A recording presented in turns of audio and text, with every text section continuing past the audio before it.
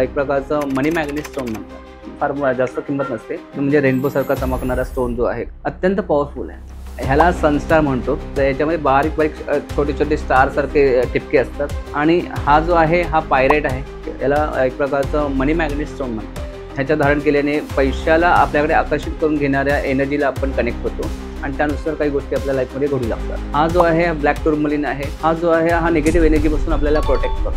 हा टायगर्स आहे, तुमचा कॉन्फिडन्स लेवलला वाढवतो. आपण एंजल ओरा क्रिस्टल म्हणतो. हा अतिशय म्हणजे रेनबो सारखा चमकणारा स्टोन जो आहे अत्यंत पॉवरफुल आहे. तुमच्या ओराला अजून बूस्ट करतो. हा जो आहे ह्याला लॅपिस म्हणतात, लॅपिस लाजुरी. मराठीमध्ये पण याला लाजवर्क म्हणतो. शनी ग्रहाचं नीलम रत्न लोक धारण करतात, पण त्या नीलम रत्नाला उपरत्न म्हणून आपण पर्यायी रत्न म्हणून याचा वापर करू शकतो. हे अत्यंत अल्प किमती असतं, फार जास्त किंमत नसते.